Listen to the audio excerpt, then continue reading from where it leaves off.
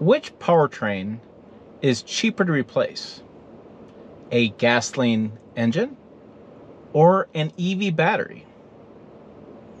The results may surprise you. Hey, it's Tim, Pickup Truck Plus SUV Talk. It's Friday, it's Truck News Recap Day, and I want to talk about a story about which is cheaper, EV battery or the gas engine. So if you've been a fan of the channel for a while, you know I do this as a weekly series. I talk about one topic and talk about a variety of other stories that happen during the week together for you in a format to get you caught up on latest truck news. This is also on a podcast as well you can download too. So I'm in a GMC Sierra EV AT4. I did a satire video a couple days ago, so having fun. And somebody made the comment in that video, I thought it was a really pertinent comment. They said, you know, Tim, with all the problems that these new trucks have, and this thinking online right now that all new trucks are junk and all these manufacturers having recalls and such, you know, EV might be the way to go. Take, for example, GMC 6.2 liter V8 under recall right now. They've had some issues. The 5.3 liter V8 from GM has some lifter issues. EV haven't had those issues. So he says, what's the deal? Which one lasts longer? That's a really interesting question, because with an EV battery, rarely do they just die. That's not really a thing. You just tend to lose range over time. So instead of getting the full, I think in this case, this is the max battery, maybe it gets, say, 420 miles, something like that. In maybe 10 years, it may get 400 miles. That's what happens. So I thought, let's find out the answer to that question, because I haven't asked that question in a couple of years. And if you know about EV batteries, the question about cost is constantly changing, because costs fluctuate dramatically as they find new sources for the mining, as mining changes. Used to be a lot of slave labor, that's all gone away. Used to be a lot of strip mining, that's been changing. So it's constantly evolving. So I reached out to my friends at LaFontaine. They're a major dealership group in Michigan, and they got back to me, and it's great. I love these guys. I email them, a couple days later, I get a response. Fantastic. And they reached out to their service managers, their parts managers. They have multiple dealerships. They have multiple different brands. They do all the brands. And they gave me a breakdown. I have actual information about which is cheaper. So I said, okay, you can buy a GMC Sierra EV AT4 and you can buy a GMC Sierra AT4 gas as well. You can buy it in the 6.2 liter V8 or you can buy it in the EV. And it's kind of interesting. I thought, you know, let's say you're somebody who doesn't go long haul driving all the time and you don't care about towing long range. Those are two kind of cons to EVs at the moment.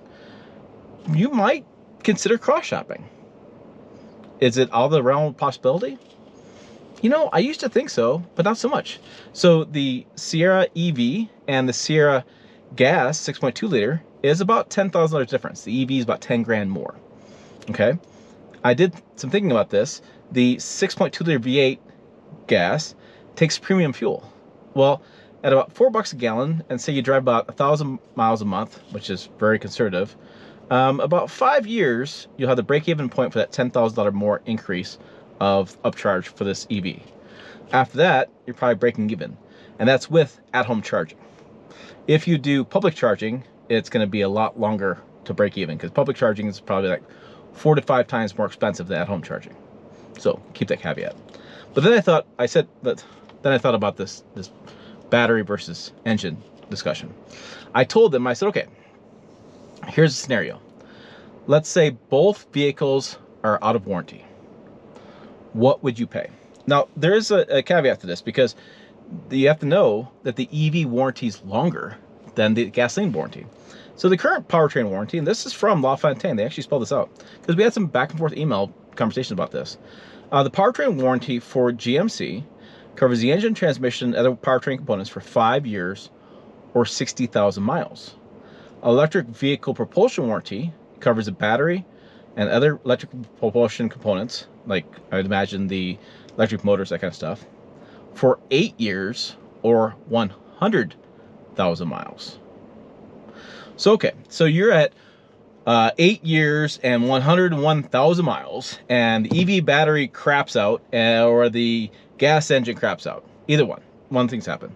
I did have some conversation with them, and they said it's very, very, very rare for an EV battery to die. Usually it dies under warranty within the first 6 months or so. Something just didn't work out right with the chemistry. But after that, it's usually pretty good. I think the similar thing with the engine. Usually engine problems are usually first couple of years, but let's just get beyond that. Let's say you're 101,000 miles. Both of them crap out. You're done. Go to dealership. Dealership says, bad news, fella. Out of warranty. You didn't answer the phone call that said, we're trying to get you an extended warranty. We've been calling you for several days. You didn't answer that call either. Now you got to pay out of pocket. Okay, so here we go. Here's the information I got from them. So when you look at the 6.2 liter engine replacement, this includes 32 hours of labor. This includes some shop supplies. This includes taxes. This includes just replacing the engine. This doesn't include oil pumps. This doesn't include alternators, that kind of stuff. This is just swapping the engine out.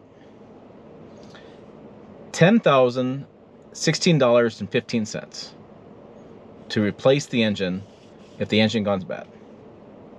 Okay. EV battery replacement. To replace the battery if the EV went bad. Total price is $8,154.82. So it's interesting. It's cheaper to replace the battery than it is to replace the gasoline engine. I did not see that coming. Let's head inside the house and talk more about what happened this week in this week's Truck News Recap. Okay, before I hop in the rest of the topics happened this week on Pickup Truck Plus SUV Talk, let's talk about longevity real quick on the EV battery versus gas engine. To me, it's EV battery. An EV battery very rarely fails. What it does, like I said in the video, it degrades over time, like your cell phone. Think of it the same way. Remember, you get your brand new cell phone. It can sit around all day, doesn't need a charge. You call people, no big deal. Battery holds up. As it ages, you find you have to plug it in more often during the day because the battery doesn't hold its charge as long. The same thing applies EV batteries. You don't get the same amount of range you used to. The more you charge them, more you use fast charging, more you charge them 100%. There's a variety of things that you do with EVs that are different. You don't do empty to full charging. You don't treat it like a gas vehicle. It's a whole different type of ownership experience. So it will outlast a gas engine because it won't fail. It just won't perform as well over time. Now, if your viewpoint longevity is, I want the same performance I had when it was brand new, then that's clearly a gas engine.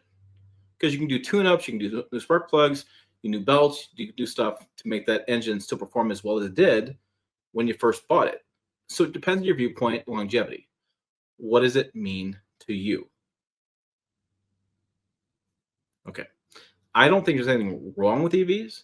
There's a lot of politics and noise and things going on. I think it's just an alternative form of transportation. It works for some people, doesn't work for others. I'm here in Western Nebraska.